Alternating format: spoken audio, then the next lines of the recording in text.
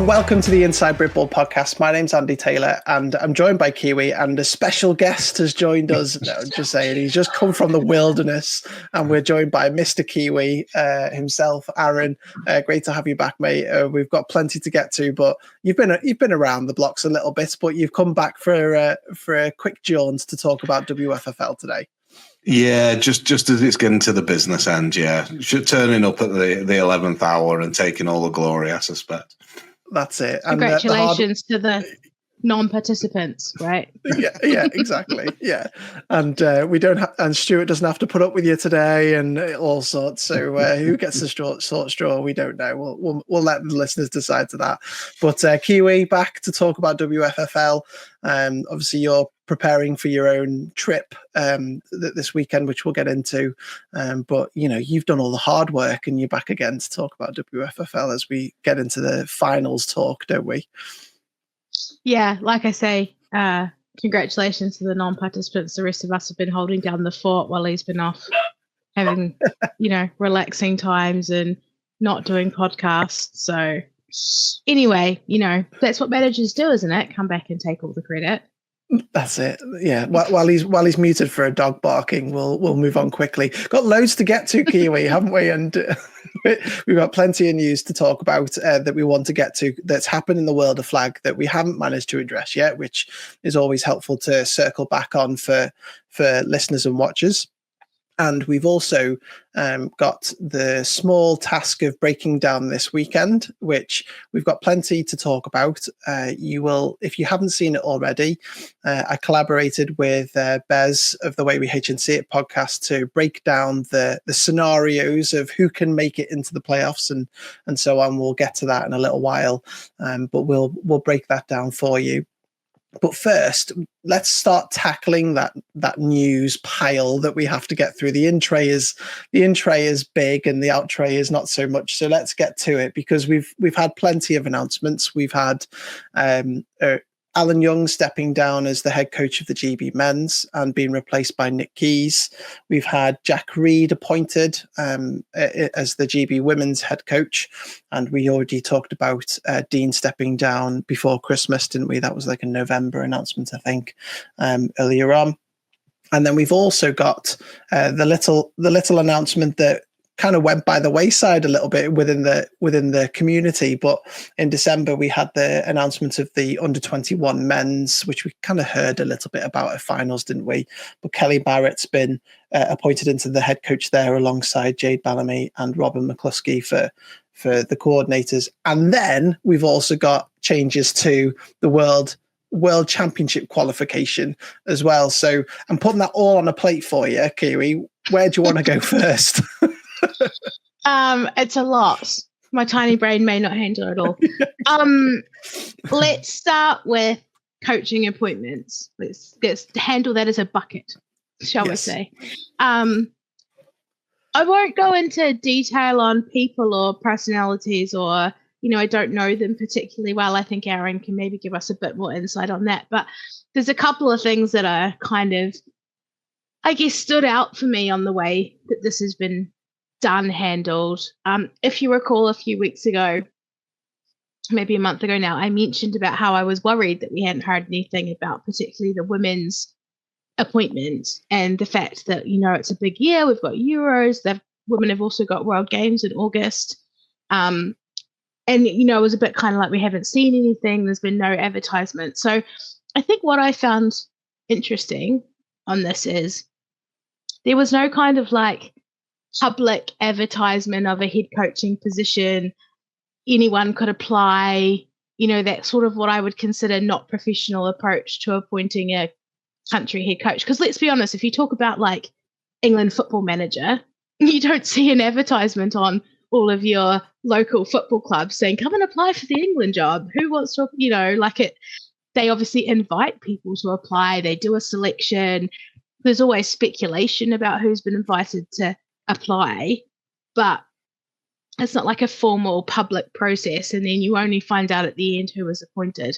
And I think for me, this is the first time we've seen that kind of approach take place in Britball, and obviously a reflection of trying to move to a more professional game. We're talking about Olympics. We're kind of at a point now where you can't just have, every Tom, Dick and Harry who runs a backyard flag team being like, I'd like a pop at their, GB job.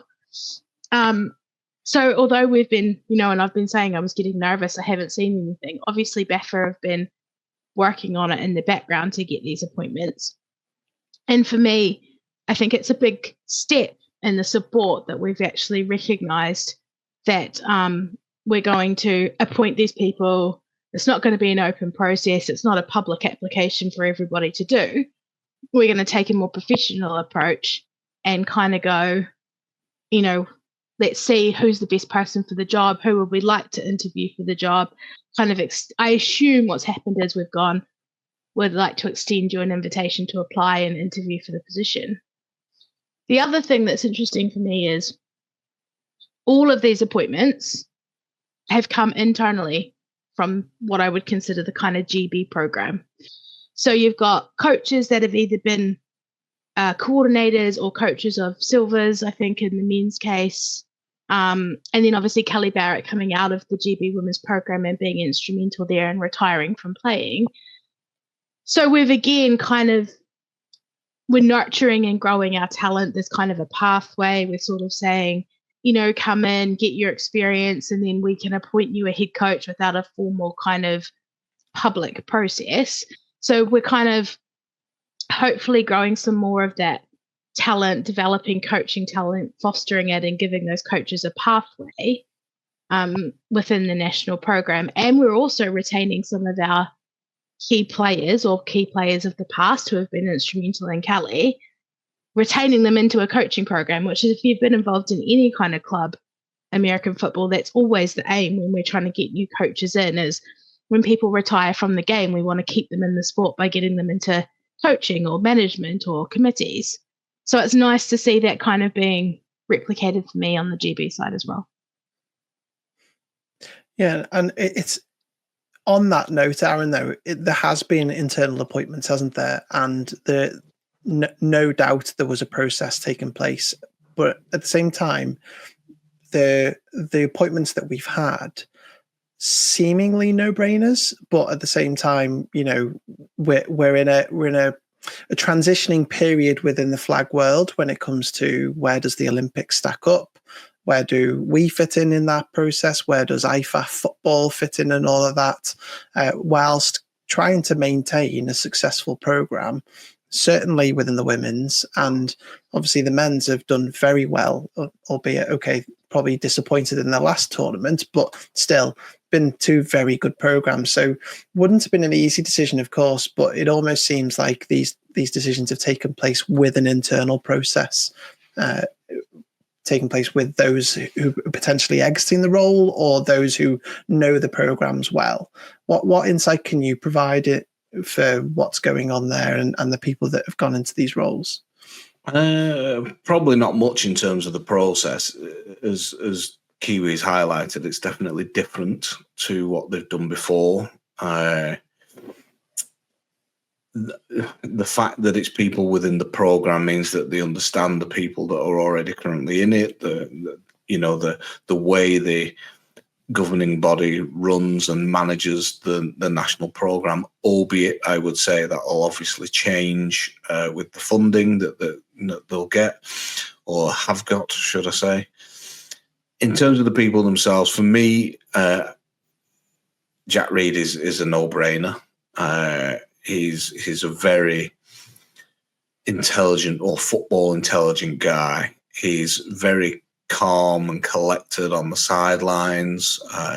He's got great experience. He won a bronze medal in the World Games that was in Birmingham, Alabama with Panama. Mm-hmm. Yeah. So, and I think he's also won a couple of other championships, like the NFL flag championships. So, and obviously having witnessed it firsthand, he was instrumental in the women's gold medal that they got in Limerick. Don't get me wrong, he was also part of the team that arguably, I would say, maybe took a step back. And again, that's arguably, took a step back in Finland. However, I think him being able to take the reins and do what he feels is the best way forward for GB will be, for me, a good step. I think, don't get me wrong, Dean played a massive part. Again, was instrumental in the success of the women's programs. They're very different styles, I would say. I know that Dean was very much about repetition. To some players, dismay, I'll say. You know what it's like when you're doing the same route over and over and over again. It can get a bit tedious for the players, but equally there's method to that madness, and ultimately, you can't please them all. We know that, don't we? In our roles that we've been in. Exactly, yeah. But the proof is in is the outcome, and ultimately the outcome was a gold medal. So you can't question it in my eyes. So it'll be interesting to see how they manage with Jack. I'm pretty sure, I could be wrong, I think he now lives in New York. I don't think he's originally from New York. He's a Massachusetts native. Right, so whether he's still there. What's also interesting, just to add to your point here, guys, is it does say at the end of the announcement that he's initially set up till the end of September this year. Right. So that is to guide them through World Games and European Championships. So that's interesting, isn't it, as well? To this, definitely. Is that just his ability to commit, or is that just a holding pattern while they do a true search? During a situation where, like you said, Kiwi, things are getting a little bit nervy that there hasn't been an announcement, and is this a holding pattern? I wonder if there's a third option to that, which is what initially sprang to my mind, which is neither of the two that you said, but as a performance-based approach.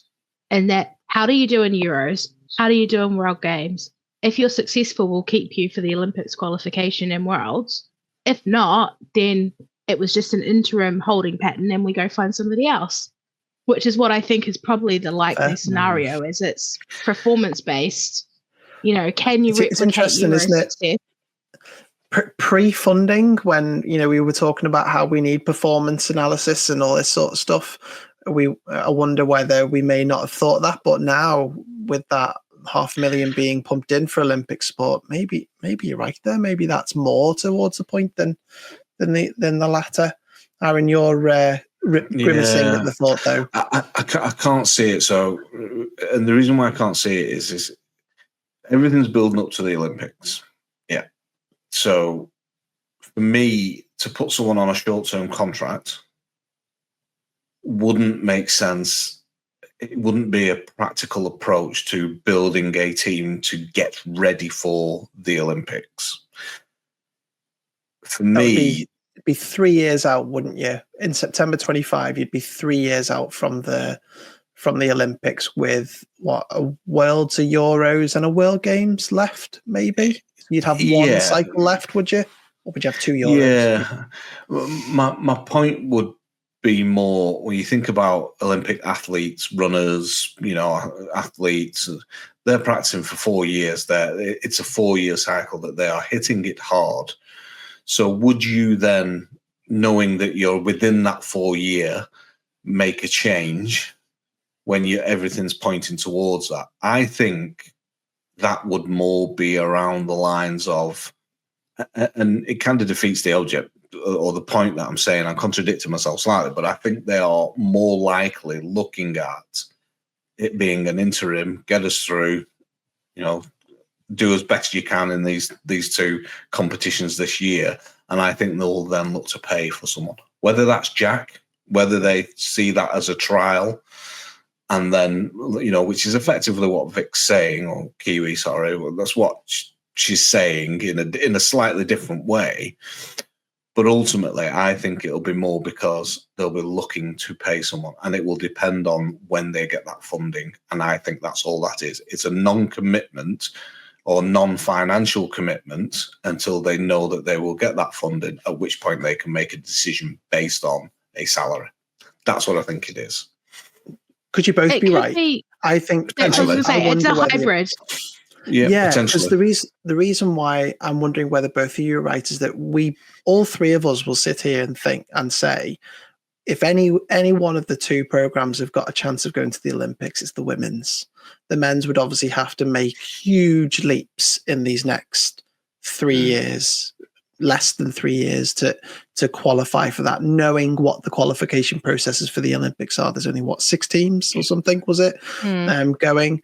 So the chances are, and this is based on history rather than fact of what's going to happen going forward, is that maybe that's what the GB program's looked at. And maybe this is why, as you say, to both your points, that maybe it is a performance / get together in September and see what's happening, because maybe this is the place where they're going to funnel some of the funding, because it's our best chance of getting to the Olympics. That maybe I'll take off my tinfoil hat now, but just I'm thinking out loud as we're talking through it. So maybe to both your points, that's what's happening here. And maybe I think that's probably, where, like you say.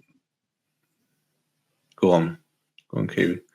I was going to say, I think you're probably right in that it's both, and all of the things that we've mentioned, performance. Because let's be clear, you're not gonna, if we do significantly worse at Euros and don't have a great showing at World Games, they can't then say, keep them on past September, really, because performance and what you've seen on the field has to speak for the fact that we don't have time, as you've just alluded to keep someone on who's not getting the performance that we need. And on the other hand, as Arran said, if it's funding, it could be that you keep him and pay him, or it could be that you bring someone else in and pay them. I think, it's probably a whole lot of these factors put together. An interesting. Go on, sorry. So I was just going to say, my kind of managerial mindset is more about the money. I think it's more about the money than performance. But you're right in that we both could be right. It could be a mixture of both. Or both wrong. Who knows? We'll see in September. But no, it's really good to, I think, just to wrap that point up, is that it's really good to see that the although, yes, arguably they made a step back, and I'll take your word for it over mine with your insight to those programs. But I do see an experienced head coach, not just a coordinator, taking over a well-established program already with world-class players, including your lady who came over from Boston as well. I forgot the name. No, the one who was new for the Worlds. The wide receiver. Wells, was it? Sorry, I'm dreadful with names. Try and save me, Kiwi, and find out the name. So I know. I'll have to look it up. Absolutely, I know dreadful. You mean the amazing catch. The amazing catch, the amazing wide receiver. Sorry, I forgot your name. I haven't got it to hand, and I've got so much to remember. So that's my excuse. But your nonetheless, excuse, and you're sticking with it. You've got a fantastic squad that you just need to build on, right? And I think that's a really, really positive approach. If we then look towards the men's, actually, the same announcement didn't come with such a footnote to say that Nick Keys, who is now the head coach of the men's, is going to be interim up until September. It doesn't say that. Now, obviously, they don't have a World Games for the men's. The men's sport is not participating, but there is a Euros in Paris still that he'll have to prepare for, like, frantically, because he's got less than half a year to prepare for. But him himself, the announcement describes, and again, I don't know Nick, so I don't know if you met him while you were out there on those competitions, Arran, but he's been coaching the Cardiff Hurricanes, who obviously did very well this year within the proved me wrong. WFFL. Yeah, it proved you wrong, and if Cardiff are listening, that they can come back to you and tell you again. He's involved in the Swansea Titans. Not so good of a year this year, but still very good. Coach of the year in 2017, offensive coordinator since 2022 for the GB Silvers. So still a prestigious, experienced coach who's going to be taking over the reins from Alan Young, presumably the baton handed down by Alan. So what can you tell us about what you know about Nick, but also maybe that program going forward? Yeah, I mean, I don't know. Being honest, I don't know too much about Nick, and that's because really, obviously, the Silvers wasn't at any tournaments that I attended. Yeah. So I obviously got to a couple of training sessions and such, but I tend not to get in the way. When you're at GB camp and walking around and you're saying hi and and that, but really you don't want to get in the coach's way because they're there to do a job. The players are there to do a job. The last thing they need is me walking around disrupting it all. So being honest, I don't know too much about Nick. What I am going to say is I'm surprised it's not Dale Kirby, who is the head coach of the Silvers. That does surprise me a little bit, because if you was to say to me before Alan stepped down, Alan stepping down, who do you think, who's your money on in terms of picking up that mantle? I would have said Dale Kirby. So that has surprised me a little bit. However, Dale is a very philosophical guy and philosophical approach to coaching. And I know he loves, the development side of it and developing players and really being that, quite personal coach, if you will. So I'm kind of thinking, well, maybe he was happy in that role and didn't want to take on that additional pressure, and that he feels he adds more value as the head coach of Silvers and that development side of things. So I can only think it's that. That's not a slight on Nick. It's tough boots to follow. I think Alan was in the role for about 9 years. I could be wrong, give or take a year, I think. But I think something had to give with Alan, given that he's now heading up the flag side of the domestic league, and someone who knows what it's like to take too much on a lot of the time. It can be difficult to keep on top of things. So it doesn't surprise me. And maybe I haven't really spoken to Alan on this, which is surprising, because I have some good conversations with Alan, and did have a conversation with him the week before this was announced, and he kept it to himself, albeit when you reflect back on the conversation before that, the penny should have dropped to me then, now that I reflect back on it. So, but yeah, it's big boots to fill. I wish him all the best. As you say, I think the route to qualification for the Olympics will be tougher for the men's, and I don't think that's because the men's are not as good as the women's team. I think, being honest, it's probably a reflection of where the men's game is versus the women's game internationally, and number of teams, etc. If that makes sense. So yeah, it'd certainly be interesting. Paris, I'm hoping we can get there. Well, I'm kind of, the dates are in September, so I've been doing some digging in the background, and so we'll see whether we can get there. However, we are going to New Zealand at Christmas, so that's going to take up a lot of our the bank will be dry. Yeah, exactly. 100%. Can we just clarify, when he says digging, he means Kiwi, Vic, can you look and see how much hotels and flights are? Exactly like the trip to Ravenscraig that we're all taking in a couple of weeks. And Auntie, both you and Aaron were like, Vic, what hotels are there? Where are we going? What are we booking? Totally. There's a clear pattern here of who does the organisation in this team. my working out is whether it's going to be with kids in tow or not, right? So that's the main question, isn't it? Obviously, you guys go as a threesome, so yeah. But to that point as well, is that we've obviously got that build up to the 2028 Olympics. Probably some of the guys that were involved in these programs now will not be around in 2028, or at least won't be at peak athleticism by the time it comes around, shall we say, to put it nicely. And tying into something that we've already talked about is this under-21s men's that Kelly Barrett is going to head up alongside Danica, who's obviously very experienced within the GB setup as well. Kind of sets the tone for development. Hopefully, presumably it's some sort of, I don't want to say pilot because it means that it's not going to be there forever, but presumably it's a test to see if it provides that extra athletic development into the men's teams, doesn't it? And obviously, notably, there isn't a women's one at this point. I think for me, and this is just me having this thought off the top of my head, I haven't considered this before now. I wonder if it's about the leap of the game between the youth programs that we have to GB level on the men's side, that the athletic jump in terms of performance, stature, physical capability is maybe more than with the youth. You see a lot of younger women players playing probably in GB because physically, developmentally wise, women develop a lot earlier than men. So I think maybe the jump from that top end of the youth setup to the GB maybe isn't as much for women. And so what they've done in the men's is they've seen there's a bigger gap between youth to GB. So they've put this kind of program in the middle.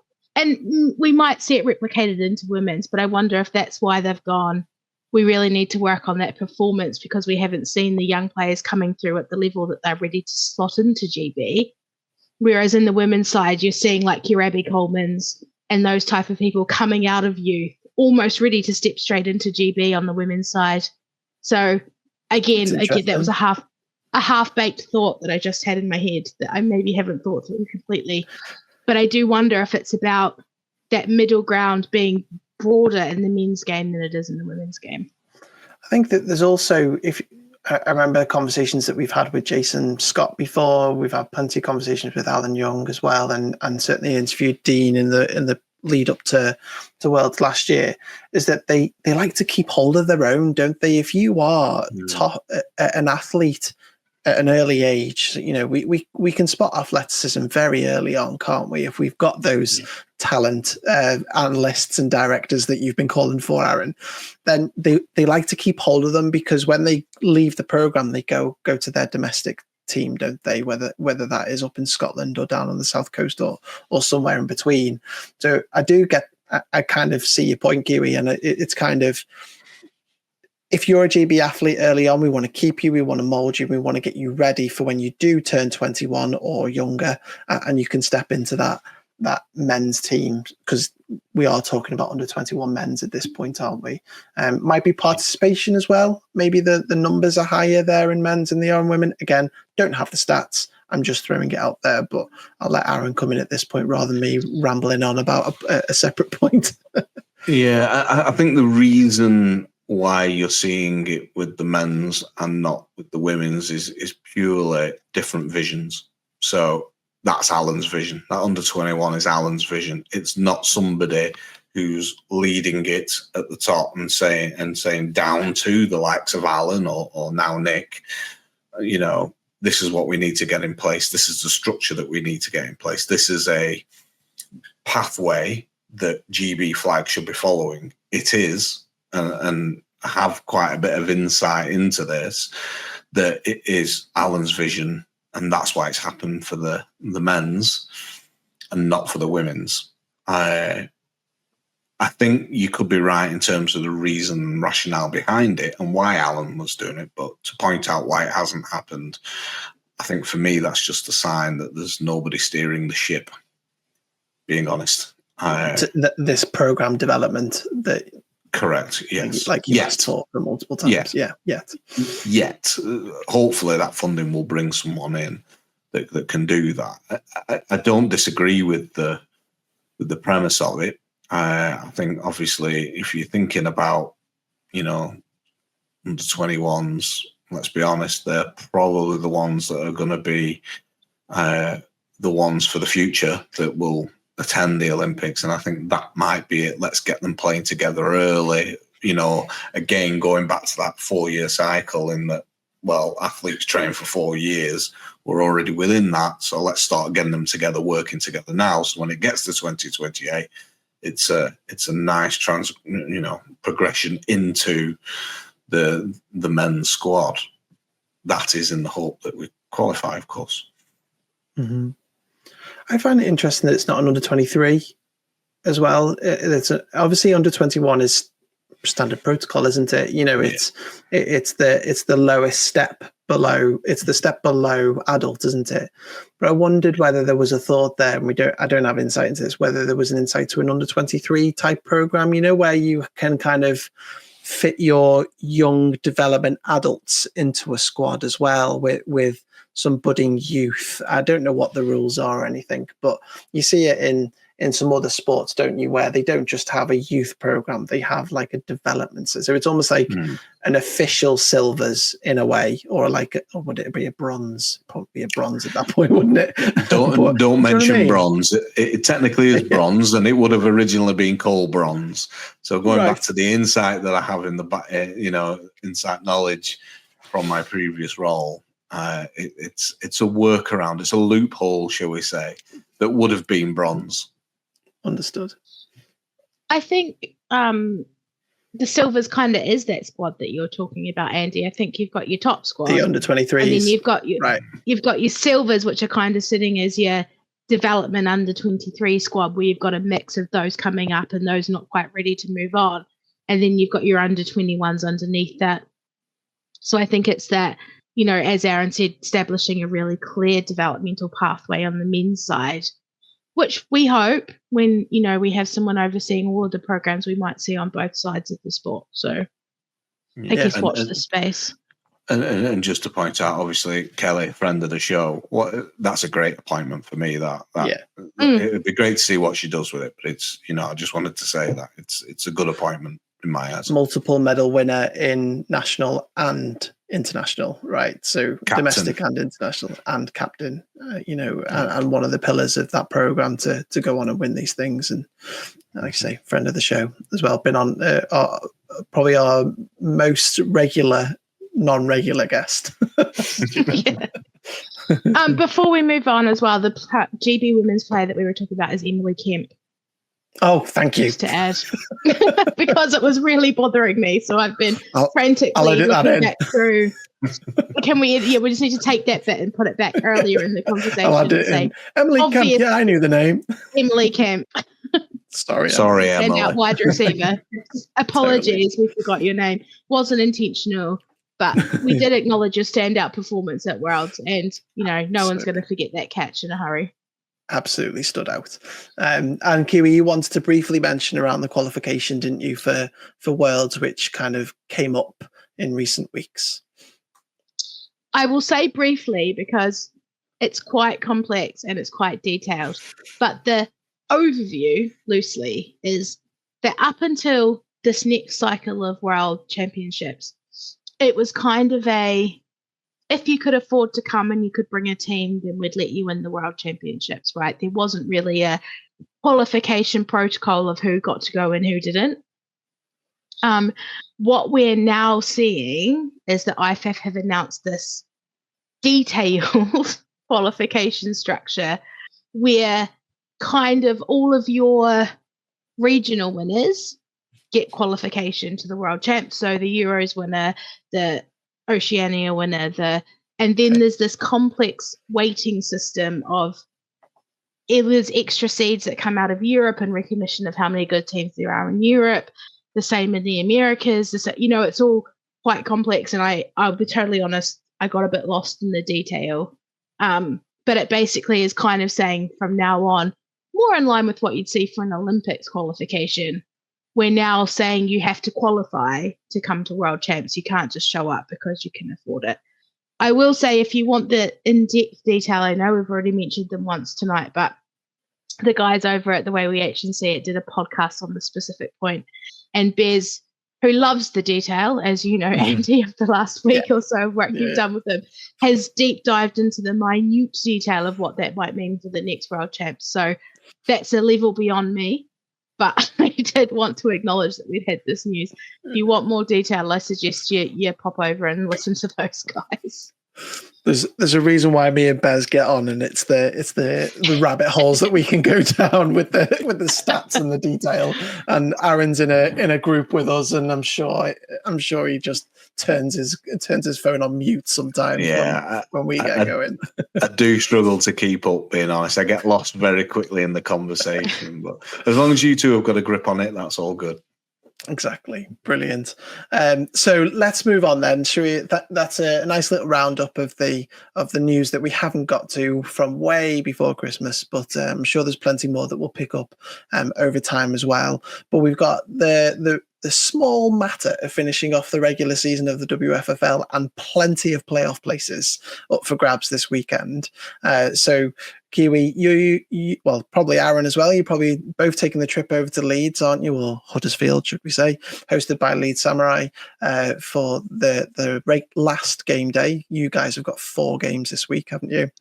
And I think we've got 8 playoff places. 3 of them are already taken up, so 5 are ready to be taken on the last game, and only 1 seed has been decided, and that's the EKP Black, who are locked in at number 1 seed in the HNC. Everything else is up for grabs. So we did do the article, so please go to our website and have a look at the article to see all the scenarios that you can follow as the scores come in. But I think we were going to start off with the HNC, weren't we? Bring up the graphics to start off with. If you're watching us, you'll be able to see it. If you're just listening, please go head over to YouTube and have a little look at our lovely graphics that our colleague Stuart has prepared. But Kiwi, let's start with HNC. We kind of wanted to start talking about. Go on. I know Stuart's not here to bring the graphics up, but I can't see them. That's okay. So, I'll bring them up in a second. I'm teeing it up and then let him do it on the graphics. Okay, fair enough. Yeah. We're fine. I've done it before. Okay. I was more worried that usually we've got Stuart here to man the fort, and I was like, I don't know if Andy can handle this responsibility, but I will take it back. Absolutely. I'm editing that out, by the way. I'm not letting Stuart hear that. I was going to say, don't let Stuart know that I was worried that we couldn't handle it without him. Yeah, absolutely. So I think what we'll do is we'll have a little look at the overall picture, and then we'll talk about individual fixtures, because we've got plenty to talk about, haven't we? So if we have a little look at the standings graphic, and as by absolute magic, a click of a finger, there's the HNC standings so far. And as we've already declared, we've got EKP Black as the champs already. They can't be budged from number 1, and they're going to go in and I'm sure they're going to want to take the 2-0 momentum into the finals in Ravenscraig at the end of next month or mid next month. Plenty to talk about, haven't we? We've got plenty of playoff scenarios there. What are you looking for going into the final weekend, Kiwi? Certainly you'll be present for most of it. So I'm just gonna mention this before we move on. I'd like to absolutely say I cannot believe that as the Huskies in our first season, we're technically not eliminated and still in the hunt. However unlikely that scenario might be. Should we talk about that scenario? So, just Huskies, because I'm like, we all know Kiwi is a part of, as is Arran, but Kiwi has the documented social media posts of scoring touchdowns. So we have that there. But yes, the Huskies can make it, although they are second from bottom with a 4-0 record. If the Leeds Samurai go 0-4 and the Snowcats go 0-2, or if the Samurai go 3-1 and you beat the Samurai by 26 points, you can make the playoffs. Slight chance, but as I always said, there's a chance. Look, I'm just happy there's a chance. I'm not saying it's a likely chance, but if you'd said, and I think Arran and I said this the other night, if you'd said to me at the start of the season that going into the final game day, you could technically still qualify for playoffs, I would have taken that. So, and you've got some interesting games, haven't you? We've got a tough schedule of games, if I'm honest. We've got 2 Manchester games, a Sheffield game, and a Leeds game. So obviously the additional 4th game coming from the rescheduled Storm Bowl fixtures. But for me, really, I think what we're all really looking at is those 4 teams going for 3 spots. Right, that's where the action's happening in this division, and that's those teams. That's Manchester, Sheffield, Leeds, and then you've got Aberdeen now on the outside looking in to those playoff spaces. But as you know from doing the scenario, still a chance that they can make it based on a collection of different results. But I think that's where the interest lies in this division, is that we've still got those, kind of 4 teams looking for 3 spots, right? Yeah, 100%. And we'll talk about the particular games in a second. But yeah, I think we all agree that the Titans and Giants are in a really good spot going in. Obviously, second and third. That's an obvious statement, but they do have it in their hands as well. They're not dependent on anybody else. But I think really the qualifications are all going to lie with Leeds, aren't they? The Leeds Samurai, who, if memory serves, they didn't have a great tournament last time around, did they? Did they only play 2 games? So they went 1-1 in the last one. They were expected to probably lose to Black, weren't they? So they've got 4 games going into this weekend, haven't they? It's almost like seedings lie with their performance, doesn't it, going in? And I think we've seen from their performance this year has been very up and down for Leeds. They've travelled to a lot of game days with a small squad. From what I understand, their regular starting QB has been out for the season. There's been a lot of kind of changes. We've seen tournaments where they've only sort of turned up with 6 or 7 players, which is a tough ask when you're playing multiple games. Whether they will have more this time around because they're at home in Huddersfield, maybe that can help them. But I think, like you say, it depends, A, which Leeds turn up, and B, maybe how many players and depth of squad they've got to get through 4 games, because that is a tough ask playing. Like, we've all played 3, but that 4th game, as a player, I can tell already is going to be an absolute killer. And to the point, Aaron, that a team that can finish as high as 2nd seed or as low as is it 8th or 9th, depending on their results and everybody else's results. It's 7th or 8th. It's an interesting weekend ahead for Leeds, isn't it? Yeah, it is. And to Vic's point, I think that'll be crucial in terms of numbers, but I suspect they will have the numbers. Being honest, I think they'll be okay. Is my prediction. I think they'll get in, but then it'll be all eyes on, right, well, what seed and who are they playing, at Ravenscraig. I think that will very quickly become the attention during this game day. But yeah, I agree. 4 games is tough. Slightly frustrating that game could have probably taken place in the last game day in Scotland. Unfortunately, availability of the pitch wasn't really there for that to happen. So, yeah, I think Leeds will be okay, being honest. And to break it down, because I have done it, so I might as well talk about their actual scenario. So they can be as high as the 2nd seed if they go 4-0. So if they go 4-0, they can finish in the 2nd seed, which is a mighty carrot to be trying to chomp at, isn't it? So if there's ever a reason to show up and try your hardest there, it's for that. But if they were to go 3-1, which might be most of our predictions, 3-1, 2-2, depending on which sides turn up. So in the event of 3-1, it depends on who they lose to will probably depend on what the seed they get. So if they lose the Titans or the Giants, they're likely to and go 3-1, they'll probably be 3rd. But if they lose to either the Titans, Bees, or the Huskies, then they'll probably finish 2nd seed, because that's probably would have meant that they've beaten the Titans and the Giants in their final seeds in their final game day as well. So it's interesting, isn't it? Because then if you go 2-2, you can get 4th. Even with a 1-3 record, depending on how the Snowcats get on, they could finish 4th seed as well. And then 0-4, they might not make it at all, because we would presume then that all the results had gone against them in that situation as well. So all eyes on Leeds Samurai results for sure to see where the shuffling of the pack takes place. But if we look at particular fixtures going into the game, which fixtures in particular are you keeping your eye on, Kiwi? If you're going to be on the sidelines looking in, or on the pitch being part of, what are you looking forward to at this game day in Leeds / Huddersfield?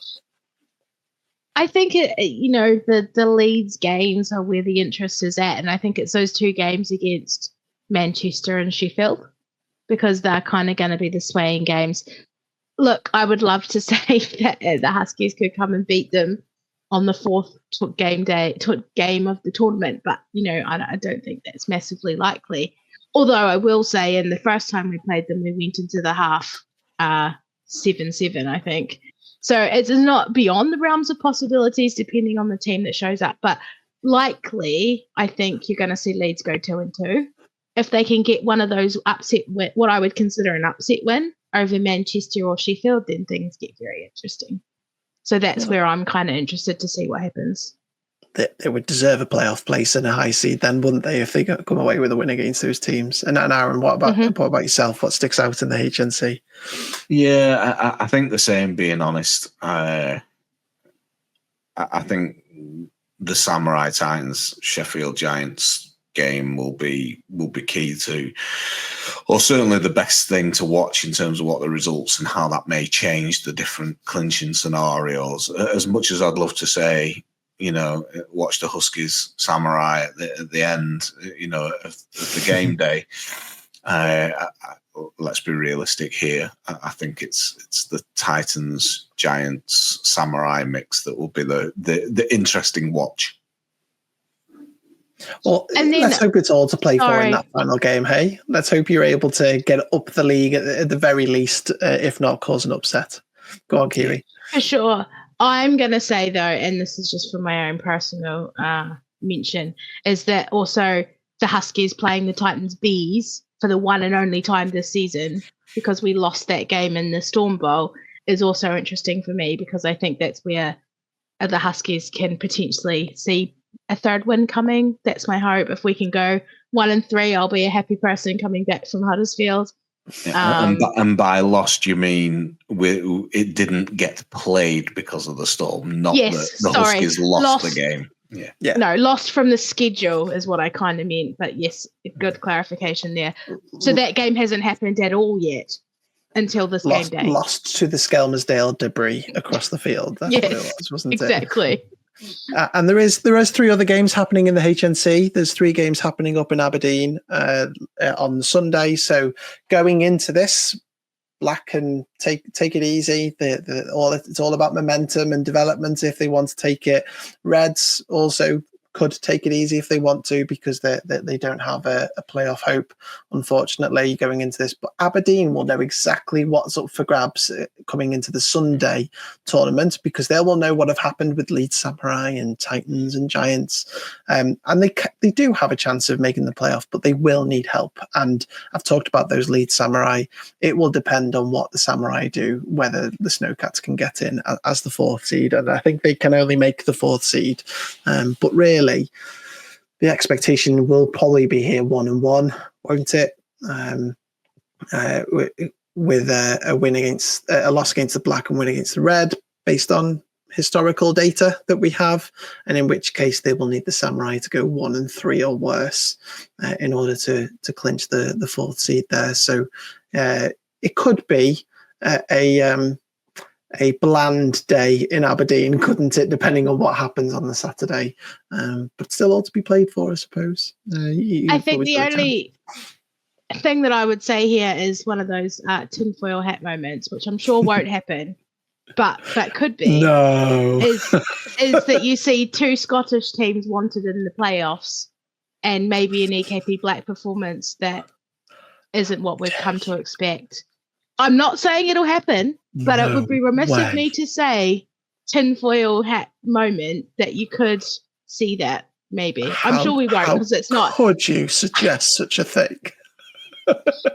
But from what I've seen from Black and the way that they absolutely have dominated all of their wins, when they could have been taking it easy for most of the season, I don't think that's likely.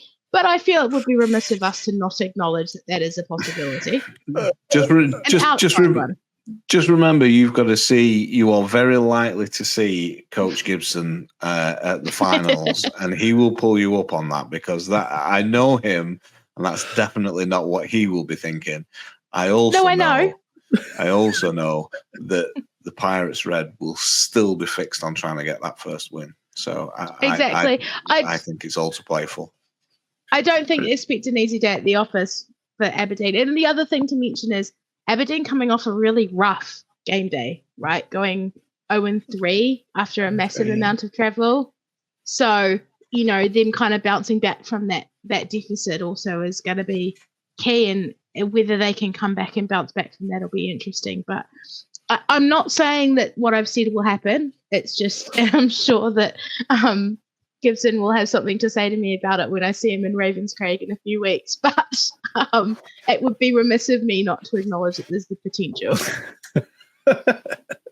It'll be clipped, I tell you, clipped and sent round. So let's move on. When you see me at Ravenscraig having like Gibson being like, "What are you on about, Kiwi? How dare you even say that?" Totally. You'll have to come rescue me. We'll have our cameras ready for that moment. So let's move on to the Midlands and South, the MSC.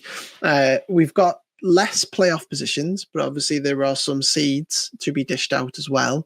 There is potential for absolute chaos, and that chaos runs through the Birmingham Lions.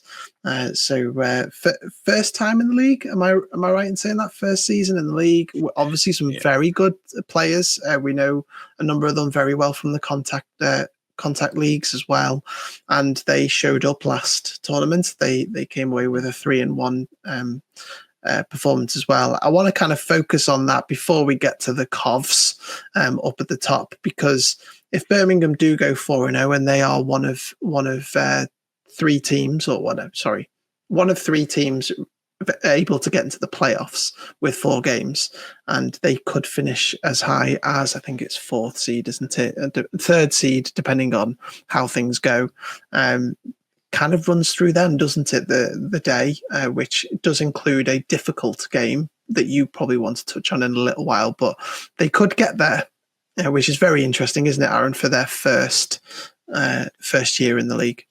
Yeah, and to be fair, I think a lot of people was expecting more from Birmingham, knowing the people involved, in the team. So they've been a little bit slow starting, in my opinion. But in fairness to them, they obviously didn't play in the first game day because they had a bye that week, and equally they had a very tough start. So I think on reflection, their slow start was actually warranted, given they're the new to flag, or a lot of them are new to flag, not all of them. So the fact that they're in this position, again, just like it is with the Snowcats, the Huskies, even Flame, technically a new team, and obviously Birmingham, all still in there and in with this shot at getting to the playoffs in the last game day, I think is great. Do you want me to go into where I think Birmingham will fare in the tournament, or should we wait for that? Should we talk about fixtures in a little second, because it's probably tied into that, isn't it? But to your point around the start, I was just having a look to see what their start was. I don't know in what order, but their first 4 games in their first game day tournament was Cougars, Panthers, Huntsmen, Flame. There you go. That's a nasty start, isn't it? So that is a false start, and then they've got them going, and now they're, they got 3-1 last tournament. They're doing well, but no, looking at the clinch scenarios for Birmingham, and we do know them, don't we? Obviously, Kiwi, you know quite a number of them through the NWFL as well. They can reach as high as 3rd seed. They'll need to go 4-0. They'll need to go 4-0. They'll need the Flame to go 2-0 and the Huntsmen to go 0-2. Probably unlikely, but never say never. But they can get the 4th seed if they go 4-0 and Huntsmen go 2-0. There are other scenarios around 3-1s and stuff, but I won't go into them.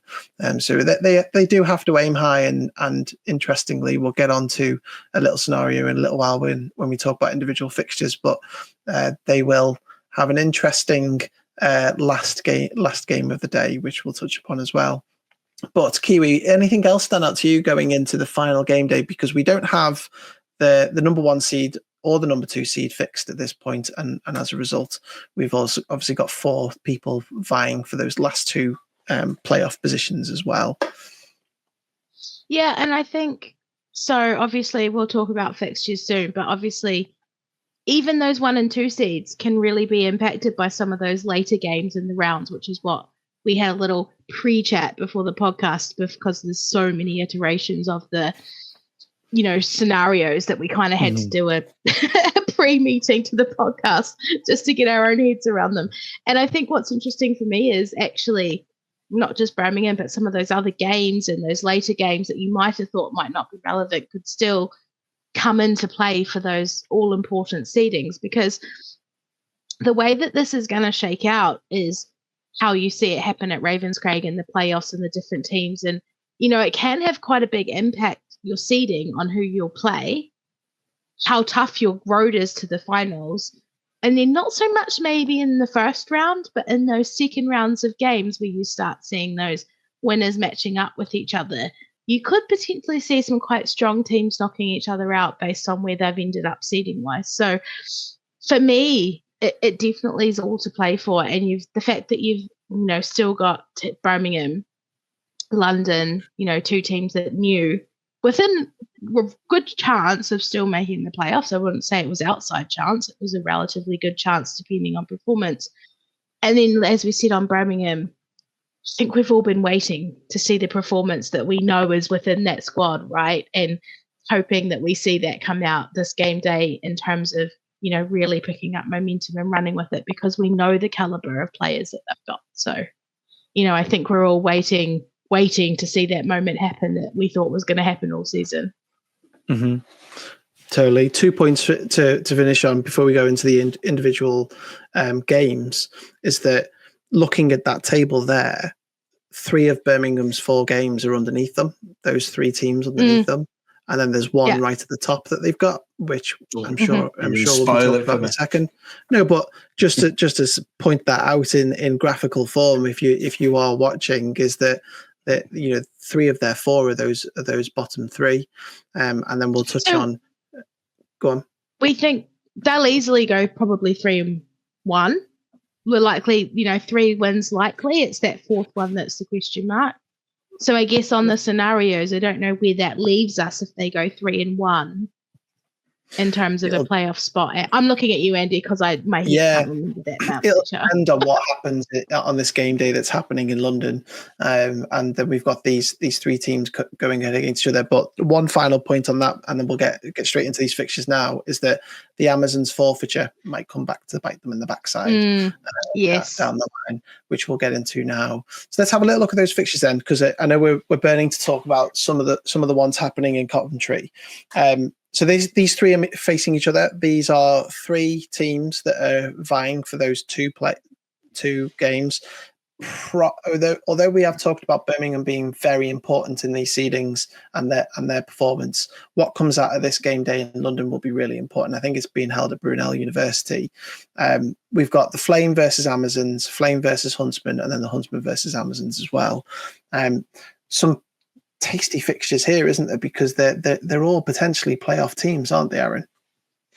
Yeah, they are, and it'll be a good round robin set of games. I don't know whether I should do predictions because I don't have the best track record of predictions.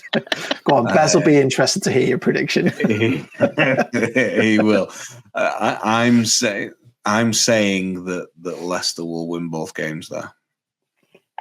In which case they'll secure the 3rd seed, no questions asked, and then it'll be down to what happens with the Lions to decide what happens with the Flame and the Huntsman. What's probably worrying Kiwi going into this is the performance of the Flame in the last tournament. I think I saw that there was they had a step in quarterback, didn't they? Wasn't it one of the GB players had transitioned from? I'm pretty sure I see her at Blitz usually, and she's stepped in as quarterback last time. But I think they went 0-3, didn't they, last time out? 0-3, yeah, 0-3. So, 1-3 last time. So that'll be difficult to bounce back from, won't it? Yeah, same story as what we mentioned with Aberdeen earlier, right? A tough last game day, coming to bounce back, and whether they've got. Although we say they're a new team, there's a lot of experienced players in that squad, as you've just alluded to. A lot of them have been playing women's flag for a long time under other names and teams and GB. So, they've got the talent there. I just think it'll be interesting. I'm with Arran. I don't see them beating the Huntsmen, but that Flame Amazons game, I think, is completely up for grabs. I think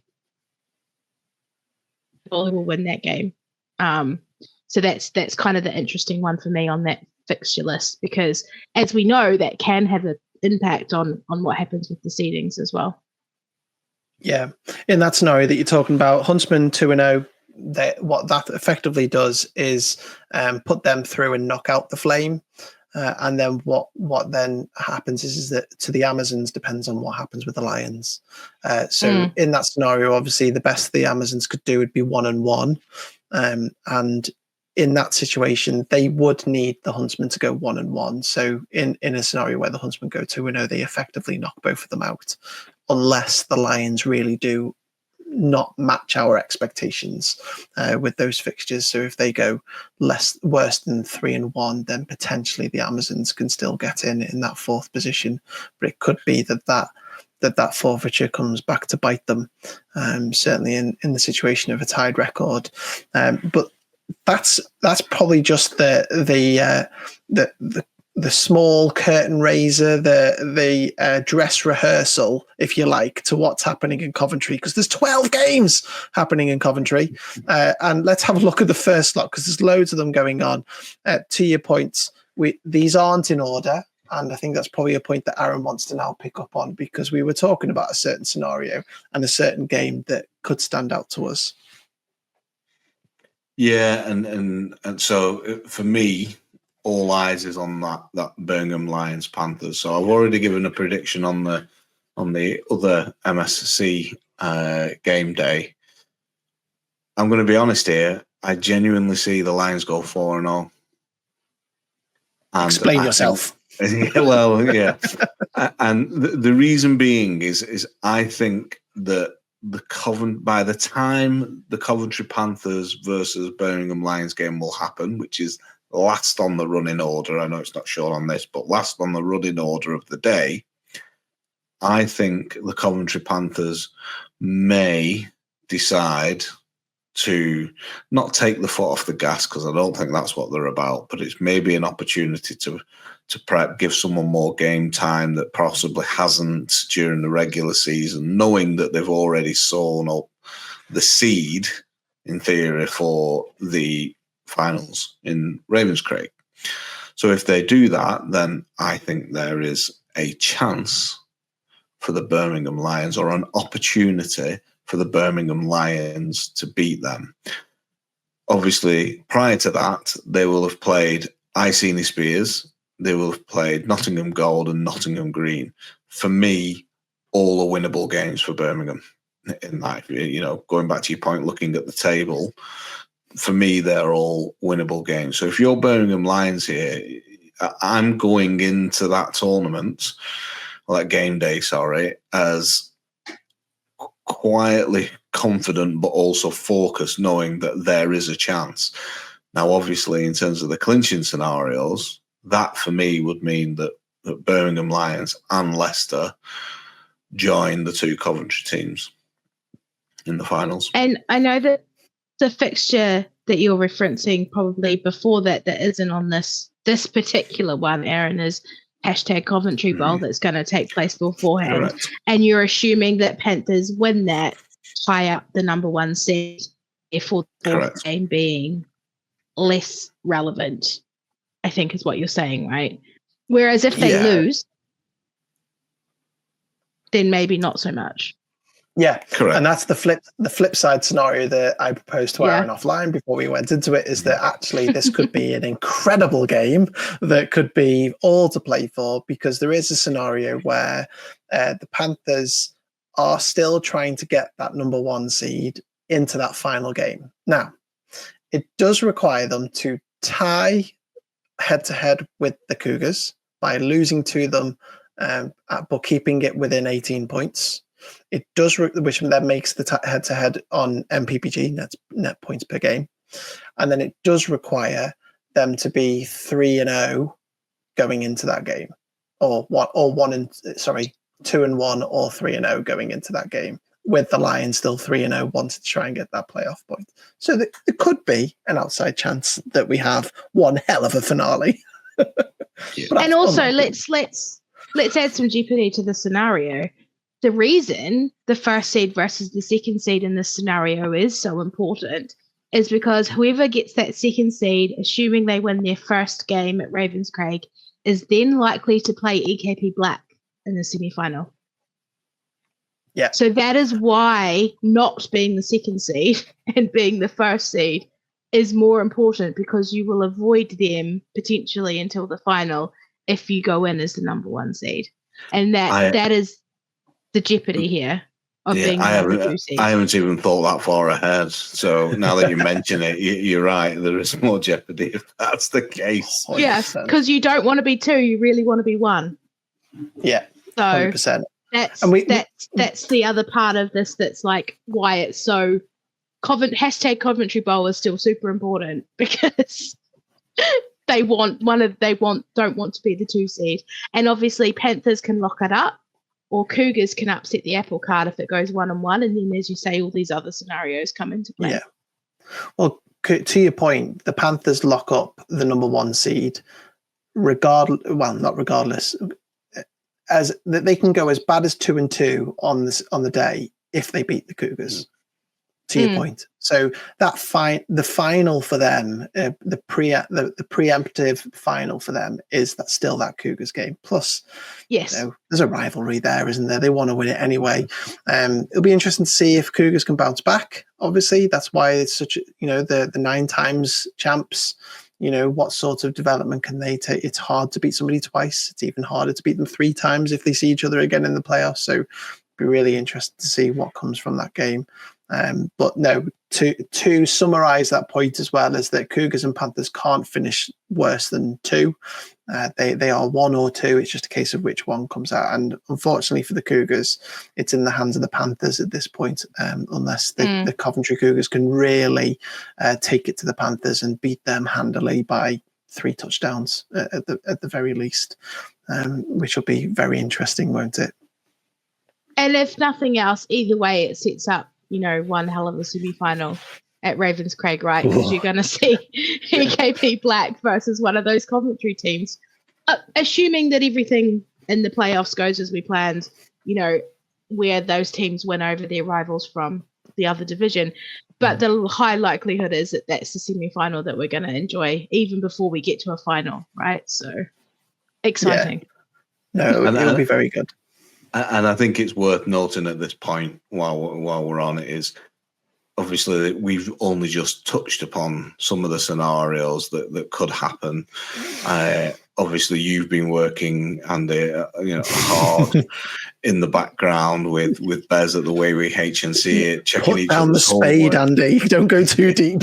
Yes, yeah, checking each other's homework, etc. In fact, I mean, I don't know if you've seen them yet, but I'm even still seeing messages now from Bez where he's running something by you. So I'll let you answer that later, but because I'm not going down that rabbit hole. But if you do want to understand what are probably the most common or the most feasible scenarios, there are probably some more extreme ones out there. But definitely have a look at the article that you've done, in conjunction with Bez at the way we H&C it, because it's mind-boggling how exciting this actually can be this weekend. Yeah, I'm here for chaos. I just like chaos. Yeah, so come on, Leeds. Come on, Lions. Exactly. Come on, Huskies. Come on, Lions. Come on, Leeds. Let's get it done. Let's go and kick the apple cart over. Brilliant. Yeah, that's exactly what I'm after. But I'm just happy for another touchdown video for social media, if I'm honest. Exactly. And that's exactly what I was going to say. I hope you both get there safely, assuming you're both going. Kiwi, stay healthy. Don't no injuries, please. We want you to keep those muscles in place and those ligaments in place, please. On that note, one thing that I've not failed to mention that you don't know about the last game day is I was the meat in an EKP Black sandwich. And that the extra point conversion for the touchdown that you've seen, no, different game. The extra point conversion for one of Sophie's touchdowns was the same play where you see me run the out, but the EKP defenders just sandwich. I was the meat of the sandwich and ended up on the floor. Possibly a mild concussion, I think, if I'm honest, because I hit the deck pretty hard. But I can tell you it wasn't a very nice place to be in the middle of those two EKP black players. And who was the head referee of that game? Oh, do you mean the fact that it wasn't a contact and there was no flag thrown? Yes, you did not. Who was the head referee? It wasn't. Our friend Alan was the head referee of that particular match. AKA the person he listened to the podcast on the way up to that game. Yeah, and you called him out in the podcast before. So. Yeah, and there was no flag, even though I ended up on the deck between two defenders. I shall leave that up to the listening audience to decide on whether that disclaimer, that is not the official opinion of the Inside Britball podcast. We are only joking. We do not intimate in any way, shape or form that Alan Young would keep a flag in his pocket. No, brilliant. Superb. No, very good.